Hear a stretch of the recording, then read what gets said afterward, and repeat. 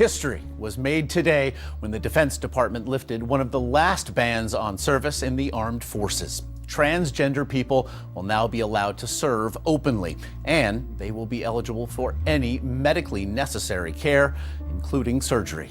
Transgender people were the last service members who could be kicked out not for something they had done, but simply because of who they were.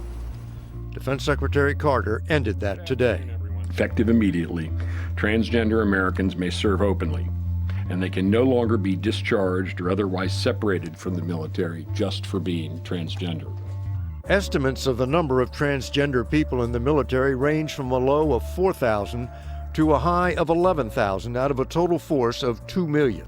Army Reserve Captain Sage Fox found her career put on hold after she changed genders, even though she says it made her a better officer. Transitioning has allowed me to be better as a leader. I've gotten rid of the distraction of worrying about concealing who I really was. Fox had to rely on private insurance to cover her surgery, but from now on, the military will cover the cost of sex change operations approved by a doctor. Our doctors will treat them and give them medically necessary treatment according to the protocols. Once a service member switches gender, they would also switch to the barracks, bathrooms, and showers used by their new gender. Every Friday inside this historic church, there's a call to prayer answered by hundreds of Muslims surrounded by Christian icons. Two religions sharing the same space. It starts with people understanding each other, and then it grows to religions understanding each other. Farouk Syed has been organizing these Friday prayers ever since the Church of Epiphany opened its doors to the Muslim faithful who needed a place to worship 8 years ago. The prayers began with 50 people. Now there are over 300 who pray each week with the church's blessing. It's our job to be the hands and feet of peace in the world, and how do we do that? Is by loving one another. I don't know if they ever thought that Muslims would come here and pray and become one of the biggest congregations of Church of Epiphany. So your congregation is much larger than the church's congregation? Yes. This is the biggest congregation that Church of Epiphany has, the Muslim prayers. Not only do they feed my stomach, but they also fed my soul. 50-year-old Saeed Bond is homeless. He converted to Islam in his 20s, but found this prayer service by chance 3 years ago. He's one of dozens of homeless people who are part of this congregation. He now helps prepare the sanctuary for Friday prayers. For Bond, the church has become more than just a place to pray. Look at that. I'm not Christian, but I look at that. That's beautiful. And during the prayers, we heard a sound, church bells. It's amazing, it's amazing to see two things together. Who can imagine, church bells ringing and a Muslim giving a sermon? It's a moment of reflection for people who think that we are different. We are all the same. We are all the same. Muslims and Christians in unity in a church bearing witness to an epiphany. Canada's Prime Minister Justin Trudeau says the country will explore the use of gender-neutral identity cards. Trudeau made those remarks to Canada's CP24 during his time at a gay pride event in Toronto. The announcement comes 1 week after officials in Ontario announced they would allow citizens to use an X as an indicator of a third gender on driver's licenses. Trudeau is the first Prime Minister to march in a gay pride event in Canada. Here's just one more thing to worry about walking down the streets of New York City. You are looking at surveillance video of a man in Manhattan running up to a woman trying to shove something down her pants. Police say that something, you see it happen there? That something is feces. He's apparently even wearing latex gloves, which he ripped off and threw away after his disgusting assault. Disgusting. There are reports this is the man's #2 attack using feces. It's not clear whether the feces came from the pooper scooper himself, another person, or an animal. Surveillance video shows a suspect punching, kicking, and stomping on a Muslim teenager in Brooklyn, New York. The beating took place outside a mosque during a midnight prayer service. Graphic pictures show how badly the teen and his friend were beaten. The mosque is urging police to investigate the attack as a hate crime. One of the victims says the attacker called him a terrorist as he kicked him. Corey Saylor tracks cases of Islamophobia for the Council on American Islamic Relations. I think it's unfortunate that what ISIS wants seems to be happening in the country. They want Americans to turn on each other, and that is what we're seeing at this point in time with a number of mosques or people who are apparently Muslim being targeted for attacks. In Minneapolis, police are also investigating the recent shooting of 2 Muslim men as a possible hate crime. This weekend, authorities in Florida arrested 25-year-old Taylor Anthony Mazzanti in connection with the beating of a man outside the same mosque Orlando nightclub shooter Omar Mateen attended. Turn to your left, or your right, turn to your right. Near Cleveland, a woman at a hotel saw a man in traditional Arab clothing and called police, believing he was a terrorist. Police handcuffed the man, only to discover he was innocent. The man collapsed after being questioned. You okay? Joshua Brown loved his Tesla Model S. Car's doing it all itself. All I'm gonna do with my hands down here. It takes all the stress out of it. He posted 25 videos on YouTube showing off the car's self-driving feature. But in May, Brown was killed when his Tesla collided with a truck.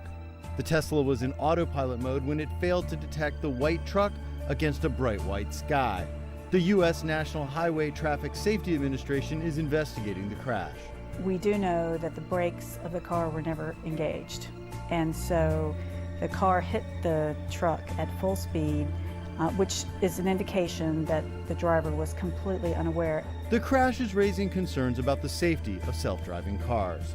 The freedom of the open road may soon cost you, and it's why Andrew Zingale is using a special app. It's called the Driveway app. To send photos of his odometer to the state of California. You take a picture, and then that's the reading. He's one of 5,000 Californians participating in a 9-month experiment to see if taxing drivers by the mile can replace the state's gasoline tax. So this is getting data from your car's computer. That's right. Brian Kelly is installing an experimental GPS mileage tracker. When you plug it in, it lights up. Kelly is also California's Secretary of Transportation. The projections on what we'll get out of the gas tax are down going forward, so we have to find new ways to fund transportation. California needs $8 billion a year to maintain its transportation infrastructure, but it only raises $2.3 billion from its 27.8 cent a gallon gas excise tax. There is absolutely nothing wrong with the gas tax except for one thing, and that is that our legislatures have chosen not to raise the rates. Asha Agrawal, director of the Mineta Institute's Transportation Finance Center, polled drivers on what they preferred. You asked people if they would be willing to pay a penny per mile driven instead of a gas tax. Yes, we did. What did they say? They said not interested. Only 23% said they would support a mileage tax. Part of the opposition, the study found, is privacy concerns. People get concerned when they hear about a device that tracks your location. That fear is understood. However, this program is really about just knowing how far you're traveling. Last year, Oregon launched a similar pilot, and last month, Pennsylvania, New Hampshire, Connecticut, and Delaware requested federal funding to test it. With a price tag of $100,000 US each, these puppies definitely don't come cheap. But that hasn't stopped dog lovers around the world from purchasing one because they know what they're getting, a beloved dog which recently passed. Since 2006, a South Korean company has made nearly 800 dogs for clients seeking to prolong companionship as their best friend. By harvesting, then transferring the DNA of an animal to a donor egg cell with its own genetic material removed, the facility can clone just about any, including cattle and pigs, upon request. The Islamic State group has created a database of sex slaves and is using encrypted smartphone apps like Telegram and Facebook's WhatsApp to sell them. The captives, members of a small religious minority known as the Yazidis, are being exploited through a fusion of ancient barbaric practices and modern technology. In one encrypted channel, an IS fighter claims to be selling a 12-year-old virgin. She was priced at $12,500. Lamia Ajibashar, disfigured by a landmine, is a former sex slave. She considers herself lucky. Her 2 companions were killed in the blast as they attempted to flee Islamic extremists. I survived them, thank God. I tried to escape them 4 times before, but I managed in the end, and thank God I managed to get away from these infidels. Nearly 3,000 women are still enslaved. Lamia made it out, and she says one captor used her to help build bombs. He beat me too, and he was doing everything to me also, and he was forcing me to help in his job, making suicide cars and belts. Attempts to rescue the women have grown more difficult. Militants move them deeper inside areas it controls with each battlefield defeat. Escape is also harder. IS, also known as Daesh, uses the database to keep tabs on the women. They register every slave, every person under the owner, and therefore if she escaped, every Daesh every Daesh control or checkpoint or security force, they know that there is this girl or this girl with this name, she escaped from this owner. We reached out to both WhatsApp and Telegram. The companies stressed that they use encrypted technologies and content can't be searched when it's encrypted. However, when they are made aware of abusive content, including the selling of slaves, they take steps to remove that content or block the users. 5 of Lamia's sisters have made it to freedom. A 6th, just 9 years old, remains captive. Her parents are presumed dead, among the thousands of Yazidis massacred in what the United Nations describes as an ongoing genocide. Luke Sheridan, The Associated Press. The Obama administration says it has killed more than 2,300 enemy combatants by counter-terrorist strikes, but it acknowledged the harsh reality that the once secret drone program may have been involved in anywhere from 64 to 116 civilian deaths since 2009 in areas outside active war zones. The president believes that our counterterrorism strategy is more effective when we're as transparent as possible. But critics say they aren't transparent enough. Now it's the lack of precision in those numbers that's getting scrutiny. We're going to be asking really hard questions about these numbers. They're incredibly low for the number of people killed who are civilians.